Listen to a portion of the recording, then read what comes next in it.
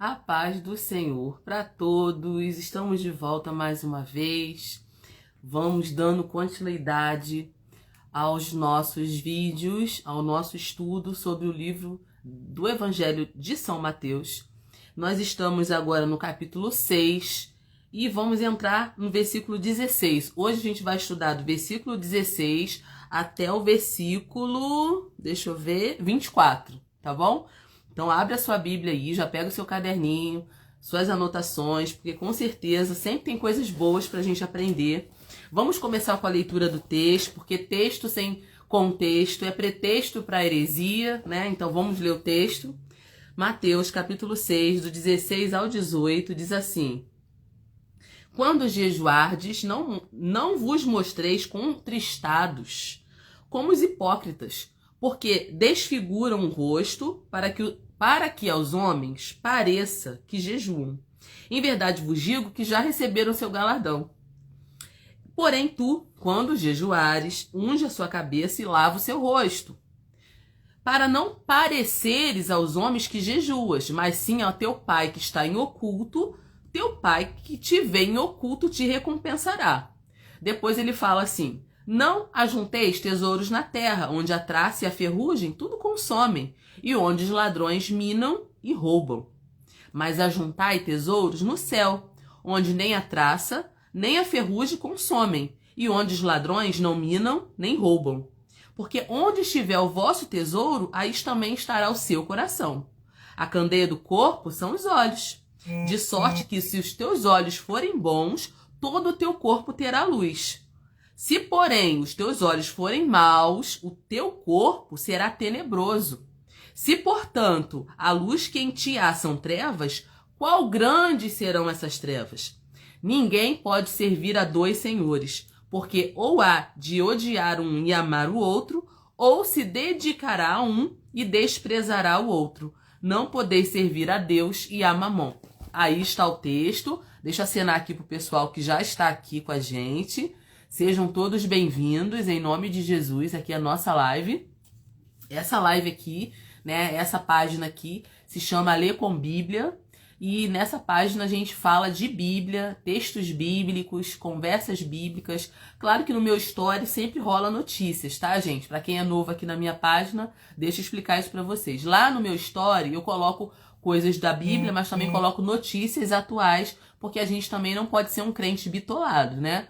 A gente não pode ser um crente ET que não conversa com tudo que está acontecendo. A gente precisa entender o contexto que a gente vive, né? Tem um teólogo famoso que diz o seguinte: nós temos que ter a Bíblia numa mão e o jornal na outra, né? O crente não pode ser bitolado, tá? O crente precisa entender onde ele está, o contexto que ele está e a diferença que ele pode fazer nesse mundo, ok? Nós fomos chamados para organizar esse mundo. Deus deu o mundo na mão dos homens e nós temos que fazer o nosso melhor, principalmente quando nós somos filhos de Deus. Mas nessa página, meu foco aqui é aprender a palavra de Deus, textos bíblicos, ensinamentos bíblicos, tudo dentro da palavra. Eu tenho outras páginas que eu converso sobre livros, né, que é a minha página de literatura. Mas aqui a gente estuda realmente sobre a palavra de Deus. Então aqui no texto que a gente leu, a gente viu aqui que o texto fala de jejuar, né? Fala primeiro do jejum e depois vai falar sobre o dinheiro. O jejum, gente, jejuar a fim de passar um tempo em oração é uma atividade nobre e difícil. É muito difícil você tirar um tempo para jejuar, né? É uma disciplina cristã muito difícil. Jejuar não é uma coisa fácil. Por meio dessa disciplina, a gente reserva um tempo para falar com Deus. A gente aprende autodisciplina, a gente aprende humildade, a gente aprende gratidão, que faz a gente lembrar que podemos viver com muito menos e apreciar as dádivas de Deus. Quando a gente tira um período de jejum, quando a gente se abstém do alimento, né, do alimento que nos nutre, né, a gente está deixando a nossa alma, né, o nosso espírito mais aflorado. A gente deixa um pouco o alimento físico para se dedicar ao alimento espiritual. Então Jesus, ele falou sobre isso, sobre jejum. Nesse versículo aqui, Presta bem atenção quando Jesus fala. Ele fala assim, olha, quando vocês jejuarem, não mostrem que estão tristes, como os hipócritas. Por quê? Os hipócritas, eles querem parecer para o mundo que estão jejuando. Você está entendendo? Então, Jesus está dizendo aqui, quando vocês jejuarem, preste atenção que Jesus não falou, se vocês jejuarem, não. Ele está falando, quando vocês jejuarem. Então, Jesus sabia que o jejum era uma prática necessária. Jesus não está aqui condenando o jejum. Ele tá ensinando como fazer. Então, Jesus aqui, ele está condenando não o jejum em si. Ele está condenando a prática, a hipocrisia de jejuar para alcançar a aprovação pública, né? Porque naquele tempo os escribas e os fariseus faziam isso. Então, o jejum, ele é obrigatório para o povo judeu, a gente sabe disso, né? O povo judeu, ele, uma vez por ano, ele faz esse jejum, né? Tá lá em Levítico 23, versículo 32. Esse é um versículo que é bom você anotar, para você saber, tá? O povo judeu já tem essa prática de jejum no sangue deles, né, vamos dizer assim, né? Lá desde lá de Moisés já existe esse jejum que todo judeu faz pelo menos uma vez por ano. Os fariseus, na época que Jesus falou, né, proferiu esse sermão do monte aqui, os fariseus, eles jejuavam voluntariamente 2 vezes por semana. Eles faziam isso. Mas por que eles faziam? Qual era a intenção? Qual era a intenção de jejuar 2 vezes por semana dos escribas e dos fariseus? Eles faziam isso para impressionar o povo, para dizer para o povo que eles eram mais santos do que todo mundo pelo fato de eles jejuarem 2 vezes por semana. Então, Jesus recomenda aqui no Sermão do Monte que os atos de abnegação fossem feitos discretamente e sinceramente. Gente, qual é o objetivo de você fazer um jejum e falar para todo mundo que está fazendo jejum? Qual o objetivo disso? Sabe? E é isso que Jesus está dizendo aqui. Ele queria que as pessoas adotassem disciplinas espirituais pelas razões certas. Fazer um jejum pela razão certa, não pelo desejo orgulhoso de receber elogio. Então, gente, Jesus aqui está ensinando uma coisa lá que serve pra gente aqui também. Quando a gente for fazer um jejum, ninguém precisa saber. Eu estou jejuando, estou tirando o período de jejum, né? Eu estou me dedicando um pouco mais à minha vida espiritual. Ninguém precisa saber que eu estou fazendo jejum. Só Deus e eu precisam saber disso, dessa informação, né? E aí, no versículo 17, Jesus ainda fala assim, olha, quando vocês jejuarem, unge a cabeça de vocês e lava o rosto. Por que Jesus está dizendo isso? Para ensinar que as pessoas deveriam proceder normalmente na sua rotina diária. Quando vocês jejuarem, vocês podem ir para o trabalho normalmente, vocês podem fazer os afazeres de casa normalmente. Por quê? Porque ninguém precisa saber que você está fazendo um jejum. O jejum não precisa ser uma exibição pública, porque aí perde totalmente o valor. Tá entendendo? Então, o John Charles Riley, ele diz que jejum é a abstinência ocasional de alimentos a fim de levar o corpo em sujeição ao espírito. Esse é um teólogo, né, que ele falou sobre esse assunto. Quando a gente vai para a Bíblia, a gente vê que patriarcas, profetas, reis jejuaram. O jejum não é uma novidade, o jejum não é uma coisa de agora, o jejum é antigo. Jesus jejuou, né? Os apóstolos jejuaram. Os cristãos primitivos jejuaram. Alessandra, então, o que é jejuar? Jejuar é abster-se do bom para alcançar o melhor. Quem falou isso foi o pastor Hernan Dias Lopes, né? No comentário expositivo sobre o livro de Mateus. Ele fala isso. Jejuar é abster-se do bom para alcançar o melhor. Então, é um período que a gente tira, né, para se abster do alimento e a gente se dedicar totalmente à oração. Jejum, ele não é uma autopropaganda. Não tem que falar, tô fazendo jejum, e eu faço jejum de 24 horas, eu faço jejum de 48 horas, eu jejum 2 vezes na semana. Gente, Jejum não é autopropaganda. Jejum é quebrantamento, tá? Se o hipócrita toca a trombeta ao dar esmola, o falso espiritual desfigura o rosto quando jejua. Todo mundo sabe quando ele está jejuando que ele fica aquela cara de triste, né? Aquela cara de quem comeu e não gostou. Aí todo mundo sabe que está jejuando. Para que isso? Então a gente não jejua para fazer propaganda da nossa espiritualidade. A gente jejua para a gente se humilhar diante de Deus. Então o jejum é um assunto que quase não é comentado também. Tem muita gente que tem dúvida nesse aspecto. Irmã Alessandra, como deve ser o jejum? Muitas pessoas já me perguntaram isso. Como deve ser o jejum? Quantas vezes eu devo jejuar? O jejum é bíblico? Desde quando as pessoas jejuam? São muitas perguntas que não dá pra gente falar toda numa live. Então eu vou dar uma dica aqui de um livro que eu não li ele todo, porque como eu leio muita coisa ao mesmo tempo, então não dá para terminar de ler. Muitas leituras minhas ainda estão pela metade, né? Esse aqui é um livro que está pela metade também, que eu não consegui terminar. Mas eu vou dar essa dica para você que quer se aprofundar no assunto de jejum, tá? Ó, Luciano Subirá, A Cultura do Jejum. Então, se você quer se aprofundar nesse tema, eu queria saber um pouco mais, eu queria estudar um pouco mais, eu queria ter informações melhores sobre o assunto, tô dando uma dica aqui de um livro que vai te ajudar bastante.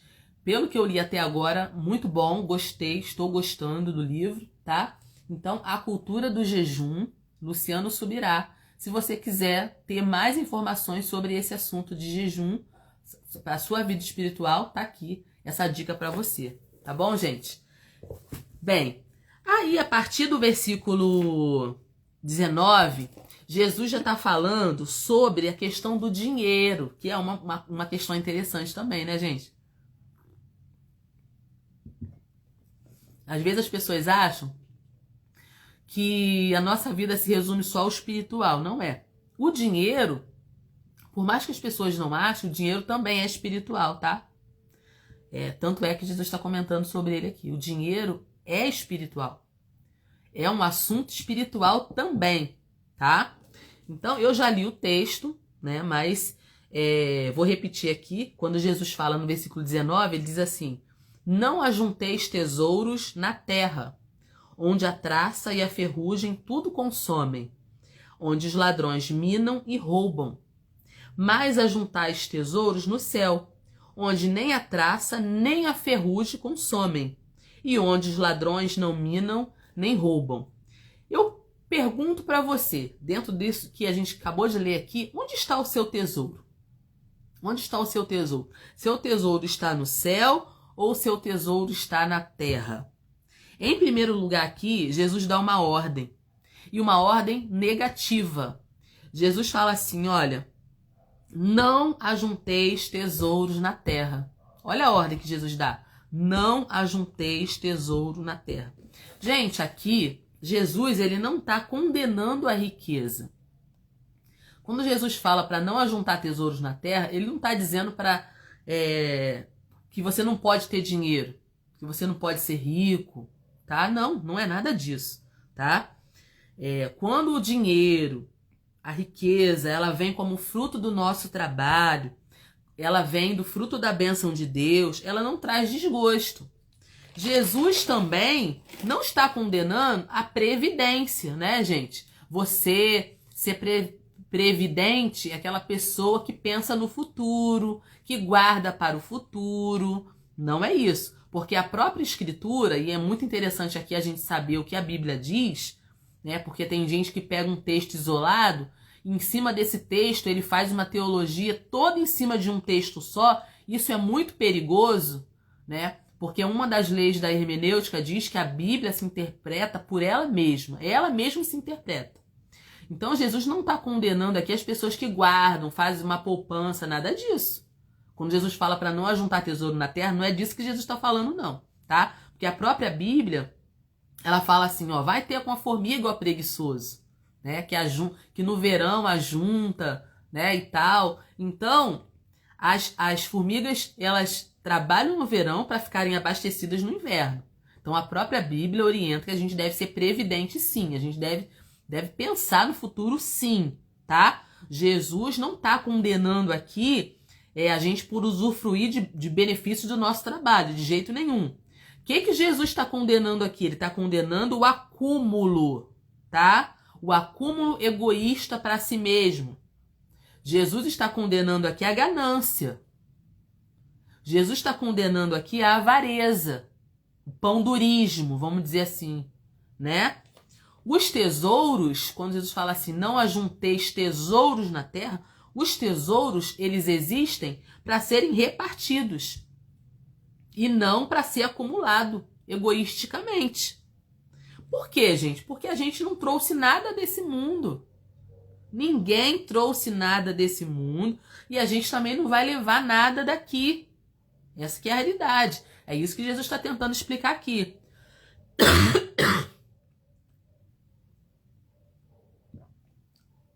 Então, não tem gaveta no caixão. Eu já participei de vários funerais, né? Como esposa de pastor, como missionária, esposa de pastor, evangelista. Eu já passei por diversos funerais, tá? E uma coisa que a gente observa nos funerais, ninguém leva nada. Você é enterrado com uma roupa do corpo que nem é você que escolhe, tá? Então você não leva nada. Você veio nu a esse mundo e você vai embora nu também. Você não vai levar nada. A gente não traz nada para cá e a gente não leva nada daqui. Essa que é a realidade. Então, o problema não é possuir dinheiro. O problema é o dinheiro nos possuir. É isso que Jesus está tentando explicar aqui, quando ele fala para não ajuntar tesouros na terra. O problema não é guardar dinheiro no bolso, mas entronizar o dinheiro no nosso coração. O problema não é o dinheiro, o problema é o amor ao dinheiro. É isso que Jesus está explicando. Então, existe uma ordem negativa de Deus. Não ajunteis tesouros na terra. Por quê? Porque aqui a traça consome, ferrugem consome e o ladrão rouba. Aí Jesus fala assim, mas ajuntais tesouros no céu, onde nem a traça nem a ferrugem consomem e os ladrões não podem minar nem roubar. Então, a ordem positiva de Jesus aqui é a seguinte, ajunte tesouro num lugar que ninguém pode tomar de você. Então, quando a gente usa os nossos tesouros para promover a causa do evangelho, para a gente socorrer os necessitados, aí a gente está investindo para a eternidade. Quer saber como investir para a eternidade? Quer saber como ajuntar tesouros no céu? Trabalhe pela causa do evangelho. Use os seus recursos para divulgar a palavra, para divulgar o evangelho, para trazer pessoas para Jesus, para fazer a palavra de Deus ir para outros lugares. Use o seu recurso para manter missionários no campo, pregando, para socorrer pessoas necessitadas. Se você usa o seu recurso para isso, você está juntando tesouros no céu. Lá o ladrão não rouba, a traça não consome, a ferrugem não consome. É o melhor lugar para você investir o seu recurso, o seu tesouro. Nesse sentido, o que a gente aprende aqui com Jesus? Que a gente ganha o que dá e perde o que retém. Tudo que você dá, você ganha de volta. Tudo que você retém, você perde. Tá? E aí, o versículo 21 fala assim, olha, porque onde estiver o vosso tesouro, aí também estará o vosso coração. Essa explicação aqui é muito precisa e necessária. O nosso tesouro, gente, arrasta o nosso coração. Se o teu tesouro está na terra, teu coração vai se voltar para a terra. Mas se o teu tesouro está no céu, seu coração vai se voltar para o céu. É por isso que Jesus falou. Onde estiver o vosso tesouro, está o vosso coração. Então, a gente tem que ter muito cuidado para onde está o nosso coração. Tá, gente? Porque o nosso coração, ele vai ser arrastado para onde está o nosso tesouro. Essa que é a realidade. E aí, Jesus continua, né, falando sobre isso. Ele fala assim, olha, a candeia do corpo são os olhos. E aí, ele tá falando um pouquinho dessa questão, né, da cobiça, porque tudo começa pelos olhos, né, gente? Pelo aquilo que a gente vê. Jesus está dizendo aqui que os olhos são a lâmpada do corpo. A candeia do corpo são os olhos. Os olhos são os faróis do nosso corpo. Então, os nossos olhos, eles podem nos enlevar ou nos derrubar. Os nossos olhos podem nos conduzir à prática do bem ou a prática do mal. Os nossos olhos podem nos levar para veredas de justiça ou puxar a gente para caminhos escorregadios de iniquidade. Então, muito cuidado com os seus olhos. Onde seus olhos estão sendo direcionados? O que você está vendo? O que você está colocando diante dos seus olhos? A Bíblia fala aqui, Jesus fala aqui nesse texto do Sermão do Monte, nesse trechinho aqui do Sermão do Monte, que é imenso, né, gente? Que se os nossos olhos forem bons, todo o nosso corpo terá luz. Olha a importância. Olha a importância, né? Porque são portas, né, gente? Os nossos sentidos são portas que Deus colocou no nosso corpo. Quem cuida dessas portas somos nós. Então, se os nossos olhos forem bons, todo o nosso corpo terá luz. Os olhos são bons como, irmã Alessandra? Quando os nossos olhos são bons? Os olhos são bons, os olhos bons são aqueles que se alegram com a beleza da criação divina, sem deturpar e sem desejar maliciosamente. Se você tem condições de olhar uma coisa como Deus olha, se você tem condições de ver alguma coisa como Deus vê, aí seus olhos são bons. Agora, se os seus olhos forem maus, todo o teu corpo está em trevas. Essa que é a realidade. Olhos maus são cheios de cobiça, cheios de ganância, cheios de impureza e cheios de lascívia. Esses olhos maus trazem trevas para a sua vida, chamam trevas para a sua vida. Entendeu? Então, por isso, a gente tem que ter muito cuidado com aquilo que a gente coloca diante dos nossos olhos. A gente precisa entender que nós somos os guardiões do nosso corpo, da nossa vida. Você não pode responsabilizar ninguém pelas decisões que você toma.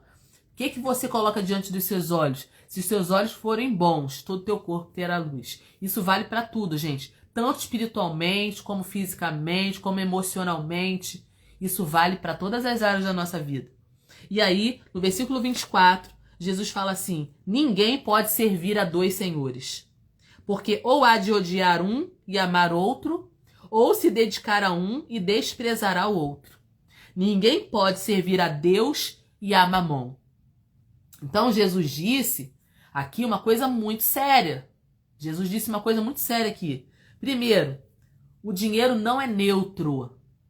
O dinheiro não é neutro. Jesus diz aqui que as riquezas são uma entidade. As riquezas são uma entidade, não uma coisa. Jesus chama aqui as riquezas de Mamon. Jesus dá um nome a essa entidade. Essa entidade se chama Mamon. Jesus não chamou dinheiro de moeda. Jesus chamou o dinheiro de Mamon. As riquezas, elas são uma entidade. Se ninguém nunca te falou isso, aprende isso hoje. As riquezas têm poder de subjugar as pessoas. As riquezas têm o poder de tornar as pessoas escravas. Jesus disse que o dinheiro é um senhor, com letra minúscula, entre aspas, tá, gente? Que exige dedicação exclusiva. Presta bem atenção, Jesus não chamou o diabo de senhor, com letra minúscula. Jesus não chamou o mundo de senhor, com letra minúscula. Jesus nem mesmo chamou César, que na época era imperador, de senhor, com letra minúscula. Mas ele chamou as riquezas de senhor, com letra minúscula. Então Jesus está falando assim, ó, ninguém pode servir a dois senhores. Ou você vai agradar um e desagradar outro, ou você vai amar um e vai desagradar outro. Ninguém pode servir a Deus e a Mamon. Isso é muito sério. Tem muita gente que pula essa parte aqui, gente. Tá? Tem muita gente que pula isso aqui. Esse senhor, com letra minúscula, Mamon, ele é um carrasco.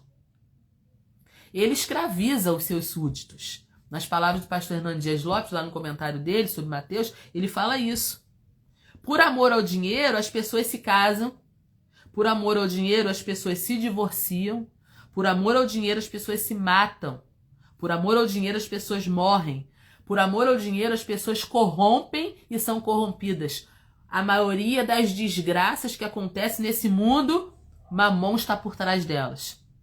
O amor ao dinheiro é que faz as pessoas casar com quem não ama, casa por causa do dinheiro, descasa por causa do dinheiro, se divorcia por causa do dinheiro.